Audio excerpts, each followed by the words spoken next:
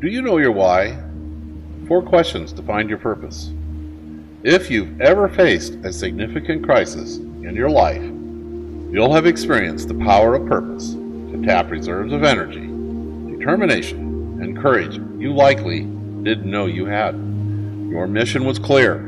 Your goal was compelling. Your focus was laser-like. Your potential was tapped. The power of purpose is similar to the energy of light focused through a magnifying glass. Diffused light has little use, but when its energy is concentrated, as through a magnifying glass, that same light can set fire to paper. Focus its energy even more, as with a laser beam, and it has the power to cut through steel. Likewise, a clear sense of purpose enables you to focus your efforts on what matters most, compelling you to take risks and push forward, regardless of the odds or obstacles.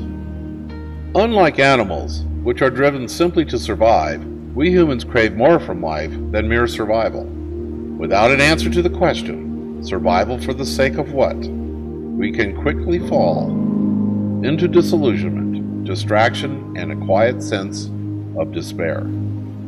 The alarming increase in rates of drug and alcohol abuse, depression, and suicide, along with the growing reliance on antidepressant medications, seems to indicate many are doing just that.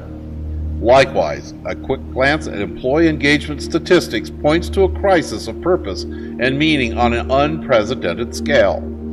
Given we're wealthier today than at any time in history, there is clearly a marked difference between well-off and well-being. Friedrich Nietzsche, a German philosopher, once said, "He who has a why can endure any how." Knowing your why is an important first step in figuring out how to achieve the goals that excite you and create a life you enjoy living versus merely surviving. Indeed, only when you know your why will you find the courage to take the risks needed to get ahead. Staying motivated when the chips are down and move your life onto an entirely new, more challenging, and more rewarding trajectory.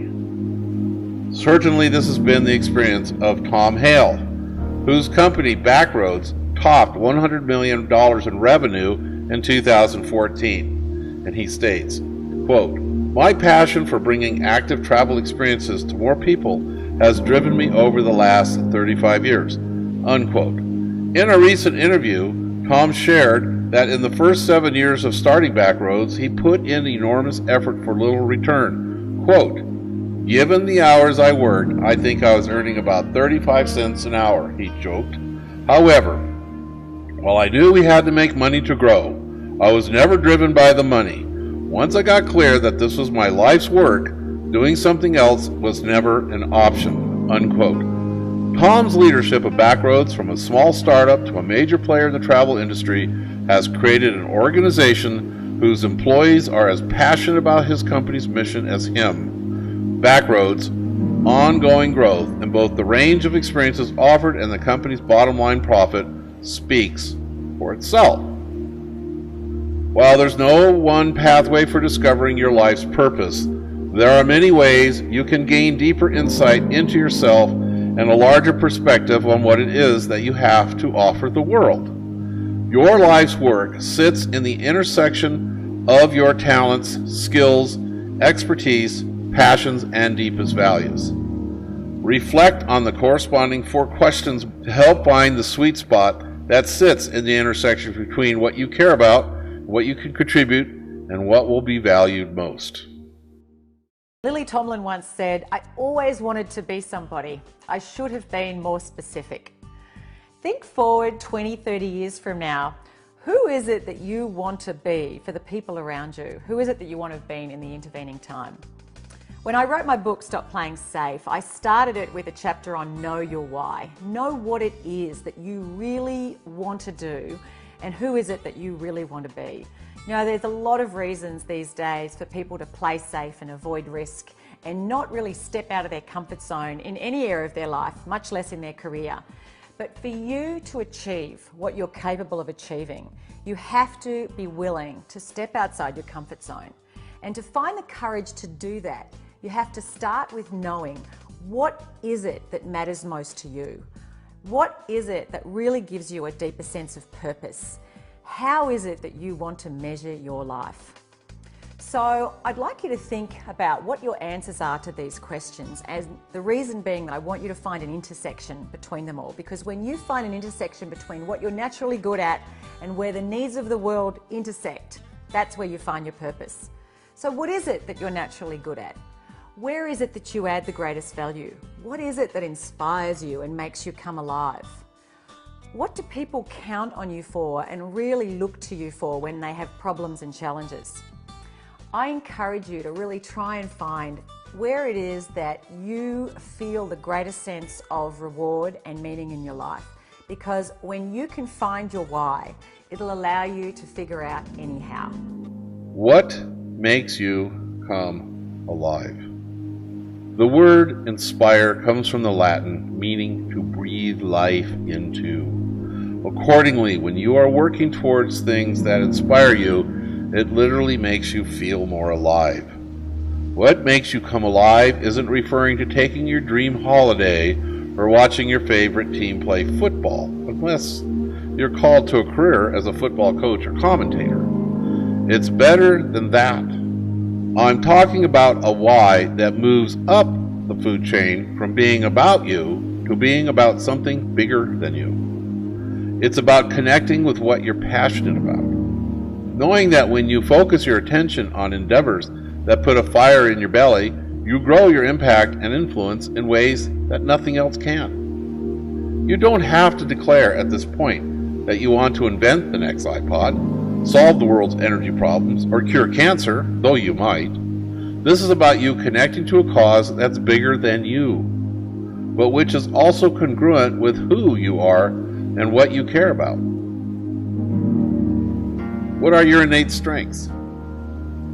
In The Element, Sir Ken Robinson says that our element is the point at which natural talent and skill meets personal passion. When people are in their element, they are not only more productive, but they add more value and enjoy more personal professional fulfillment. Accordingly, it is also often where they also tend to make more money. What are the things you've always been good at? Sometimes wondering why others find it so hard. Are you able to see patterns and opportunities amidst complexity? Are you creative, naturally adept at coming up with outside-the-box solutions? Are you a natural-born rebel with an innate ability to identify where the status quo is in need of a makeover? Are you brilliant in the details, naturally good at executing projects with a precision but that some find tedious? Or are you a naturally gifted communicator, technocrat, diplomat, networker, leader, problem solver, or change agent? Of course, you can always be passionate about things you have no natural talent for, and talented at things for which you hold little passion. However, experience has shown me that we rarely aspire toward ambitions we have no natural talent to achieve, as civil rights leader Howard Thurman once wrote. Don't ask yourself what the world needs. Ask yourself what makes you come alive. Then go do that, because what the world needs is people who have come alive. Indeed, they do. Where do you add the greatest value? Doing work that you're good at, but which you loathe, is not a pathway to fulfillment. That said, knowing your greatest strengths and where you can add the most value through the application of your education, skills, knowledge, and experience can help you focus on the opportunities, roles, and career paths where you are most likely to succeed and therefore find the greatest sense of accomplishment and contribution. Too often, we undervalue our strengths, skills, and the expertise we naturally acquire over time. If you reframe the concept of adding value through the lens of solving problems, you can ask yourself what you're well placed and equipped to help solve in your workplace, career, organization, or industry. You can also ask yourself what problems you really enjoy solving and what problems you feel passionate about trying to solve. You'll then be more successful at focusing on your natural strengths and those things you're innately good at than trying to bolster or eliminate your weaknesses. How will you measure your life? People who do not stand for something can easily fall for anything. Deciding how you want to measure your life means making a stand for something and then living your life in alignment with it. Ultimately, living with purpose means focusing on things that matter most. Ironically, the things that matter most are rarely things.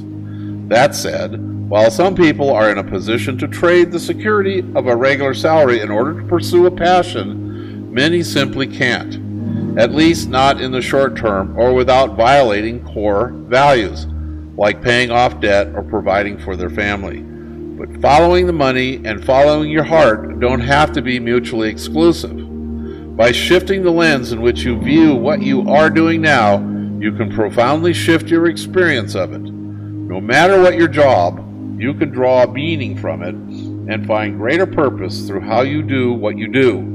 If you don't think you're the kind of person you'd want to work with, then consider that it may not be because of the job you do each day, but your attitude towards it. Knowing your purpose may compel you to take on challenges that will stretch you as much as they inspire you. Just as a boat under power can handle any size wave if perpendicular to it, when you're powered up by a clear purpose, there's little you cannot do.